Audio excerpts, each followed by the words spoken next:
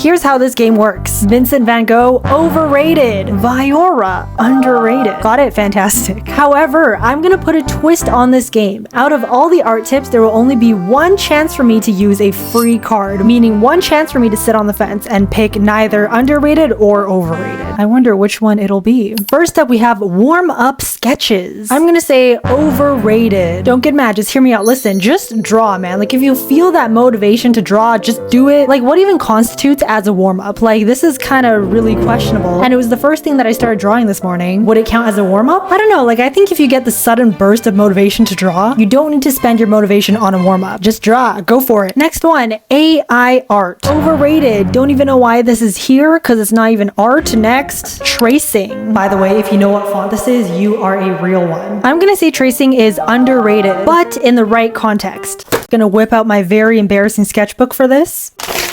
But here's a drawing that I did a while ago, and I distinctly remember tracing this guy. And here's why I think it's okay. As a learning tool, tracing can be great to help you understand how to move your hand. Like, as a beginner, I had, like, this was my first time drawing a mask. Like, do you know, like, when you're learning calligraphy, you're often given something to trace so your hand and mind knows and understand how it flows? I think it's the same for drawing. I think this was my first time drawing a mask. So I don't know, tracing just really helped me understand how it goes. Maybe that's just me, but that's why I think it's underrated. It's a good tool to help us understand our hand movement. By the way, if you can recognize anyone, let's be friends. Oh my gosh, here is another one. Next up, color theory. Can you guess what I'm gonna say? I'll give you 2 seconds.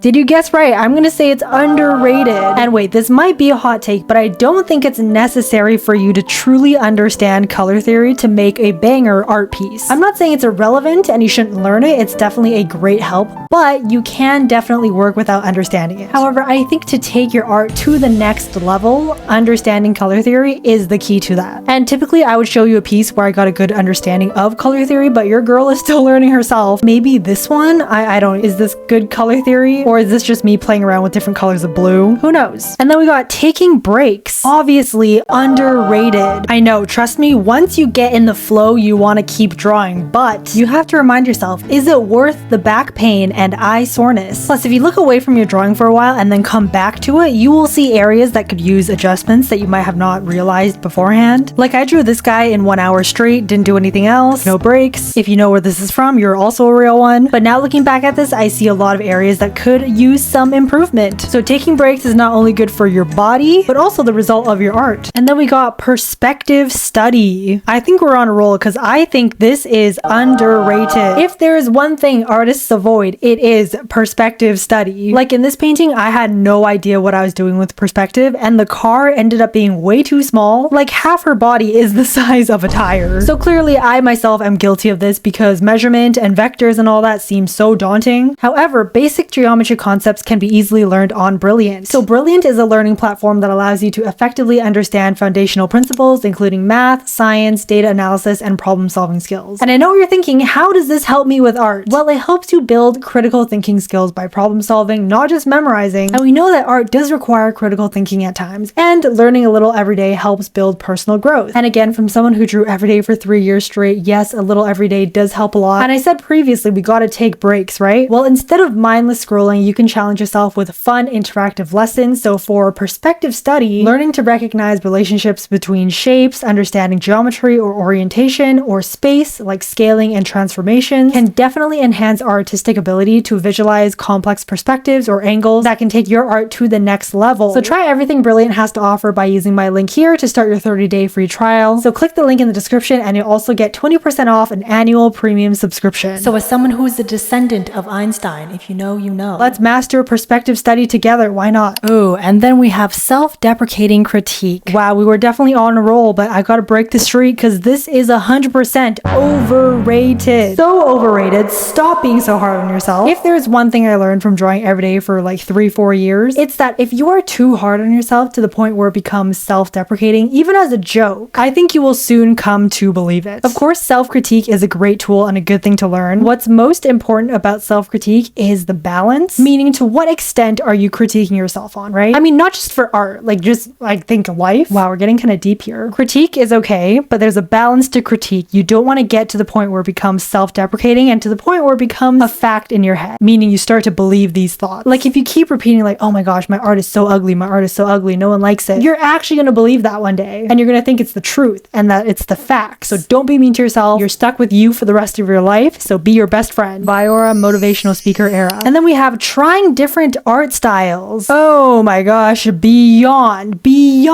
underrated. I could talk about this literally forever, but it makes me feel a certain way when artists make it such a point that they're trying something new and they're like, oh, I'm sorry, it looks different from what I normally do, like please don't unfollow me. No, we're having none of that. Don't apologize for branching out at all. You know, have fun, experiment, find a different art style, find a style that potentially suits your liking even more. Why not? And even if you do end up going back to your original style or whatever that's supposed to mean, that little deviation that you did with trying different styles will 100% help you grow in a way where you couldn't have if you stuck with the same style. Does that make any sense? Like say your art style looks like this, like you're purely a cartoon artist, and then one day you suddenly want to branch out and draw realism for a while, but it didn't really suit your fancy and you switch back to cartoon style. Don't think of it as a failure, like you failed realism or anything, because you didn't. You tried it, you didn't like it, but you learned different skills that you couldn't have if you stuck with cartoon style. Whether that be like new techniques, new ways to render, literally anything. You learned a different skill, and now with your new set skills that you learned from realism, you can now even further enhance your cartoon skills, right? So 100% underrated. Then we got joining an art community. Ooh, am I gonna use my on the fence on this?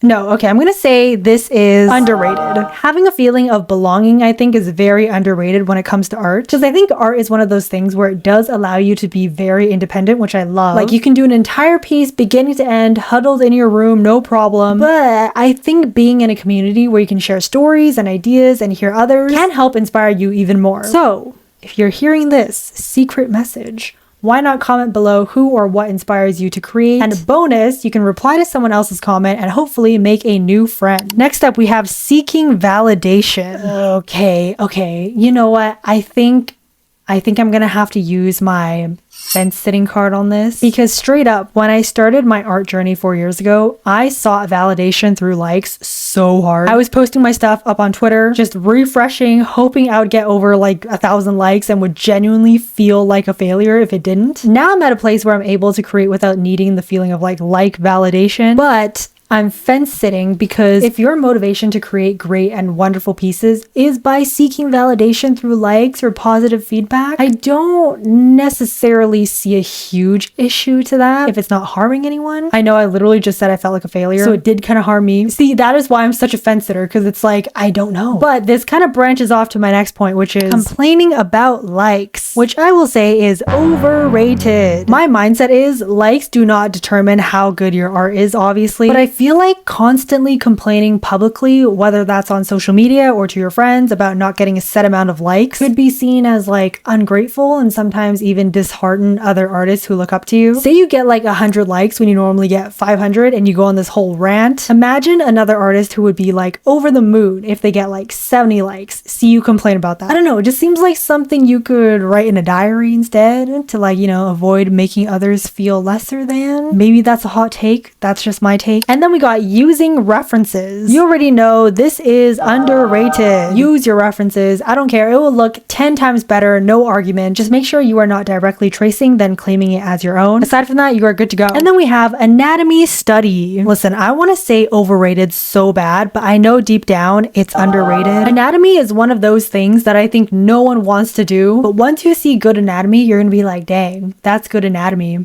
I need to work on it. And I think many people, including myself, get really caught up with that bust 3/4 face angle that we forget that creative anatomy and poses will take you from 0 to 100. And then we have setting goals. This is definitely underrated. I think goal setting is very commonly seen in academia or sports, but less so in art and creative processes. It's not very often we connect goal setting to art. I think it's because I view art as like a very current, in the moment process without thinking or realizing that setting goals for it can benefit me in the long run. run and also keep me motivated. So I think whether it's a small goal or a big goal, make a goal and stick with it. Why not? Also, by the way, now whenever I think about goal setting in art, I think about the time when I drew a horse every single day for a month. Thoughts and prayers. Thank you. And then we have fast versus slow drawing. Ooh, okay. So which one is underrated? Which one is overrated? I'm gonna say, you know what? I'm gonna say fast drawing is underrated and slow drawing is overrated. I think that's a hot take. Let me explain. So I'm going to argue that it's underrated because it can show that you know exactly what you're doing, you're comfortable with your style, you have a plan, you have a vision, and you know how to execute it, right? And then slow drawing is overrated because sometimes you keep staring at it and notice small mistakes and you can never let go until you get it perfect. And at that point, you stared at it way too long and now you hate it and it becomes another dead work in progress and you throw it in a folder and you never see it ever again. Okay, sorry, that was a little harsh. Don't listen to me. And then we have paper texture. This is super underrated. We as an art society, especially in the digitized realm, should utilize paper texture more because it's so beautiful. I don't know. It's so easy and it just adds some good depth to any art piece, right? Look at that. Look at that. Beautiful. I use this one. You can too. I put it in the description, but my go-to is the oil paint texture one. So good. And then we have grid method.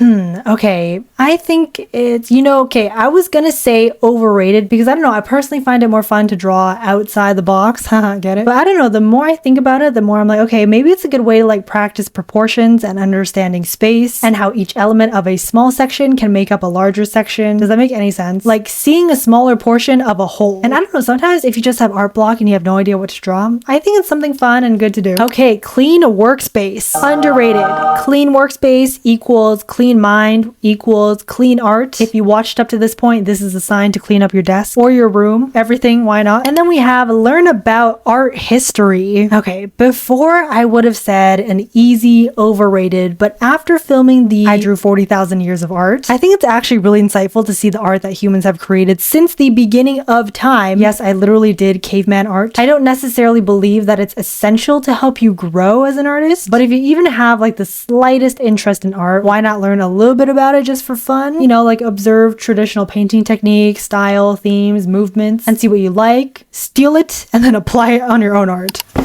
And last but not least, we have drawing every day. You know me, I gotta say underrated. I think I already said 2 times in this video, so sorry, but I drew every day for about 3 years, and let me tell you, that journey is propelled by delusion, but the results are there. Even like, 15 minutes a day, a quick sketch, drawing is still drawing. And getting your mind and hand to move and actually draw something will make a difference in the long run if that is your goal. If it's not your goal, then don't worry about it. Just draw whenever you feel like it. That's all we got. If you have a hot take, let me know in the comments. That's all for now. All right, bye.